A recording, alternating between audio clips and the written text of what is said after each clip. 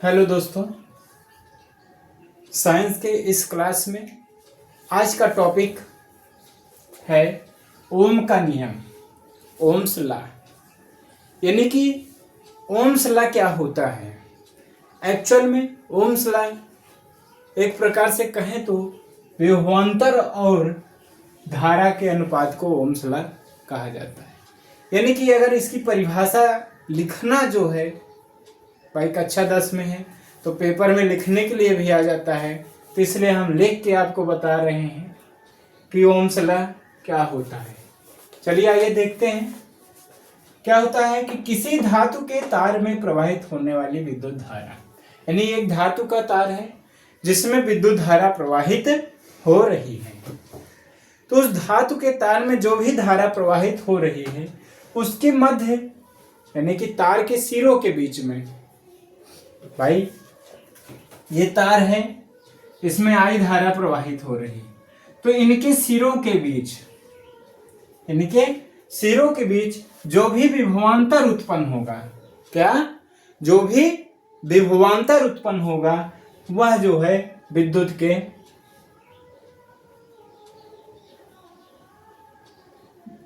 अनुक्रमानुपाती होगा। यानी कि V is proportional to I, B is proportional to I, या क्या कह सकते हैं कि V is equal to I into R। तो R क्या है? R भैया यहां पर एक नियतांक है। क्या है? एक नियतांक है। चलिए यहां तक समझ में आया। फिर से देख लीजिए कि क्या कहा गया कि किसी धातु के तार में प्रवाहित होने वाली विद्युत धारा, किसी धातु के तार में प्रवाहित होने वाली विद्युत धारा उस तार के सिरों के बीच में उत्पन्न विद्युत विभवांतर के अनुक्रमानुपाती होता है। ठीक है, यानी कि धारा जो है विद्युत विभवांतर के अनुक्रमानुपाती होता है, जहां पर V equal to I R लिख सकते हैं। ठीक है, इतना छोटा सा टॉपिक होता है V equal to I R, या यहां पर लिख सकते हो कि V अपॉन I बराबर R। तो एक परिभाषा यहां से भी बन सकती है। क्या बन सकती है कि भैया विभवांतर और धारा के अनुपात एक नियतांक होता है। अच्छा, इस नियतांक को क्या कहते हैं?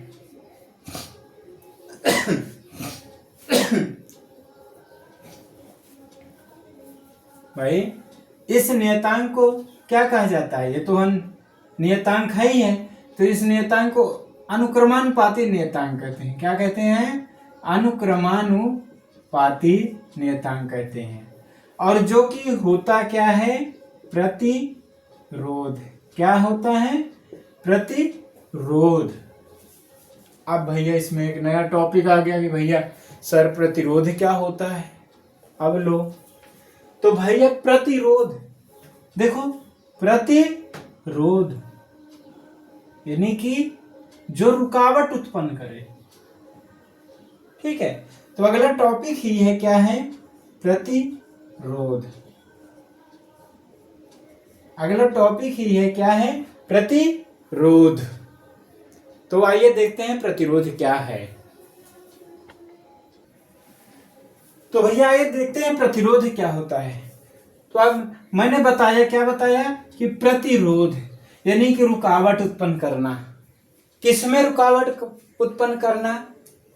यानी कि जो धारा का प्रवाह है उसमें रुकावट उत्पन्न करना। अब धारा का प्रवाह कहाँ है? भाई कोई एक चालक है जिसमें धारा का प्रवाह हो रहा है, तो यही बीचवा में एक ही प्रतिरोध लगा दिया गया, एक रुकावट कर दिया गया।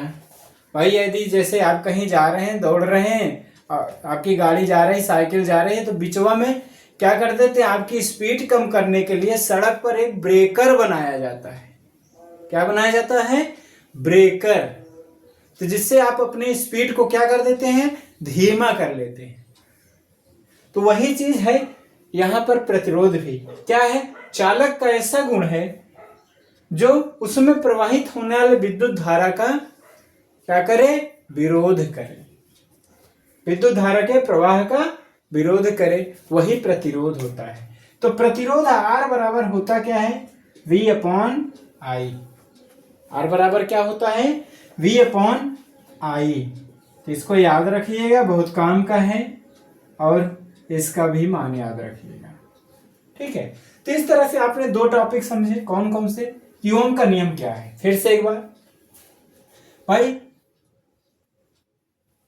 तार में प्रवाहित होने वाली विद्युत धारा और उसके मध्य में उत्पन्न, यानी कि तार के सिरों के मध्य में उत्पन्न विद्युत विभवांतर का अनुक्रमानुपाती होता है, यानी कि V is proportional to I। तो then V is equal to I R। और यहां पर R क्या है? एक अनुक्रमानुपाती नियतांक है, जिसको हम प्रतिरोध कहते हैं। अच्छा, ये सब कब होता है भाई? जब तार का ताप और दाब ये सब निश्चित हो। ठीक, चलिए आइए देखते हैं अगला टॉपिक क्या है। चलिए, प्रतिरोध। प्रतिरोध में आपने क्या जाना कि यह ऐसा गुण है किसका? चालक का, जो उसमें प्रवाहित होने वाले विद्युत धारा के प्रवाह का विरोध करता है। ठीक, तो R बराबर क्या आ जाएगा? V upon I। अब यहां से R का मात्रक निकाल लीजिए।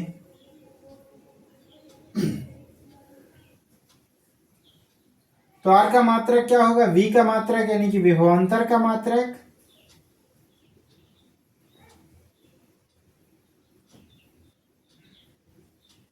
और बटे धारा का मात्रक।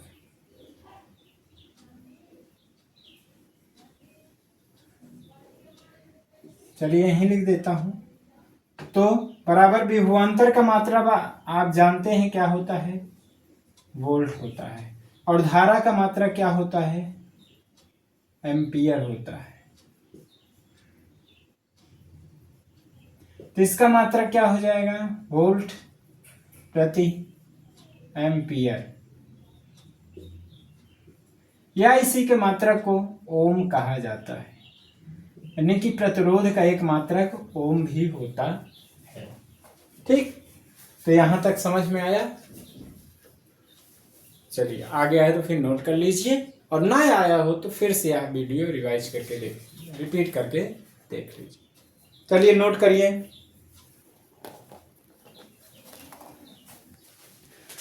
तो आइए देखते हैं कुछ पॉइंट्स हैं प्रतिरोध से संबंधित, यानी कि प्रतिरोध को प्रभावित करने वाले कारक।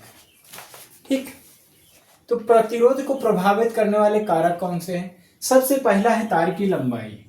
ये सबसे पहला क्या है? तार की लंबाई। और ये क्या होता है? R इज इक्वल टू, यानी प्रतिरोध जो है धारा के डायरेक्टली अनुक्रमानुपाती होता है, यानी कि यह R धारा के अनुक्रमानुपाती होता है। इसका मतलब क्या हुआ? मतलब यह हुआ कि जब I का मान बढ़ाते हैं, यानी कि तार की लंबाई का, L है ये, सॉरी धारा नहीं है, ये L है, L फॉर लेंथ।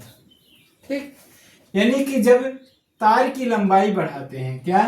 तार की लंबाई, तार की लंबाई बढ़ा रहे हैं तो प्रतिरोध भी बढ़ रहा है, प्रतिरोध भी बढ़ रहा है, यानी कि तार की लंबाई बढ़ाने पर उसमें जो प्रतिरोध है वो बढ़ रहा है। आपको समझा दे, जैसे आपके गांवों में या शहरों में कहीं कहीं पर क्या होता है, जैसे ये ट्रांसफार्मर रखा हुआ है, यहां से बिजली जा रही है और लास्ट होते होते करीब 2 किलोमीटर तक बिजली आपके घरों तक पहुंच गई। ठीक है, तो क्या होता है, यदि यहां पर जितना वोल्ट करंट रहेगा, जितनी वोल्ट विभवांतर रहेगा, धारा जितनी रहेगी, ठीक है, जितना वोल्ट यहाँ पर विभवांतर रहेगा उतना यहाँ नहीं रहेगा। अक्सर ये होता है। ठीक, तो इस तरह से क्या कहते हैं कि तार की लंबाई बढ़ती है तो उसमें प्रतिरोध भी बढ़ जाता है। जितना लंबा तार करेंगे उतना ही प्रतिरोध बढ़ जाता है। जैसे शादी विवाह में देखिए जनरेटर रखते हैं जब, तो जनरेटर को एक ऐसी जगह रखते हैं कि उनका लोड डिवाइड हो, यानी कि जैसे यहाँ से यहाँ तक का फैलाना है, राड वोड लगानी है, ठीक है, उजाला करना है, तो जनरेटर को लगभग यहाँ सेंटर पर रखते हैं ताकि दोनों तरफ का लोड बढ़ जाए और इसमें जो है धारा का प्रवाह बराबर रहे। ठीक, समझ में आ गया होगा। क्षेत्रफल, दूसरा कारक क्या है? क्षेत्रफल।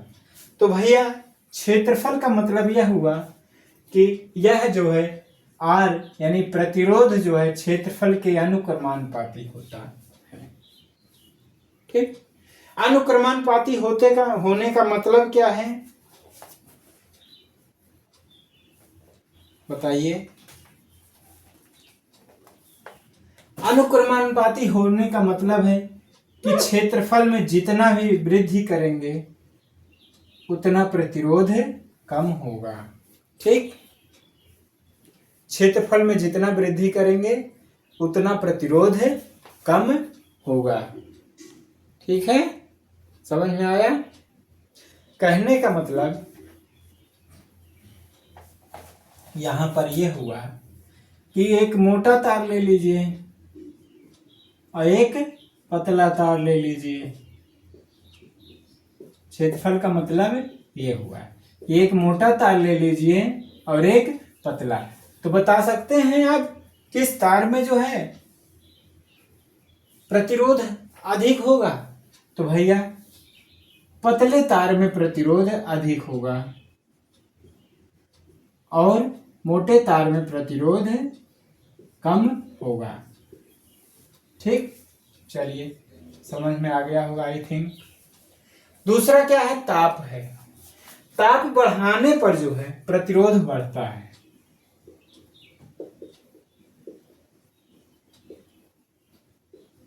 क्या होता है? ताप बढ़ाने पर प्रतिरोध बढ़ता है। ठीक, चलिए समझ में आ गया होगा। यानी कि यदि ताप को जैसे गर्म वगैरह कर रहे हैं, आज गर्मियों में देखिए क्या होता है, वोल्टेज डाउन होता है, लाइट हमें कम मिलती है, तो कहते हैं अरे आज तो 120 वोल्ट है, 150 वोल्ट है। एक्चुअल में होना कितनी चाहिए? 220 वोल्ट। घरेलू लाइट कितनी होनी चाहिए? 220 वोल्ट। ठीक है, तो क्या होता है, यानी कि ताप बढ़ाने पर प्रतिरोध बढ़ता है। तो गर्मियों में ये अक्सर होता है कि जब ज्यादा गर्मी पड़ने लगती है तो देखिए लाइट अपने आप कम हो जाती है। चलिए, पदार्थ की प्रकृति। अभी पदार्थ की प्रकृति क्या है? तो भैया कौनो तांबे का तार होता है, तांबे का तार, और कोई एल्युमिनियम का।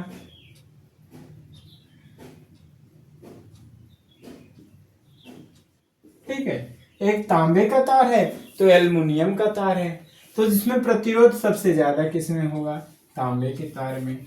यानी कि पदार्थ की प्रकृति पर भी प्रतिरोध निर्भर करता है। ठीक, चलिए आ जाइए भाई, अब अगला टॉपिक देखते हैं अब क्या है, और मेरे ख्याल से अगला टॉपिक अगले वीडियो में देखेंगे। इतना आप लोग समझ लीजिए, यदि ना समझ में आए तो कमेंट कीजिए और वीडियो को लाइक, सब्सक्राइब और शेयर कीजिए। धन्यवाद।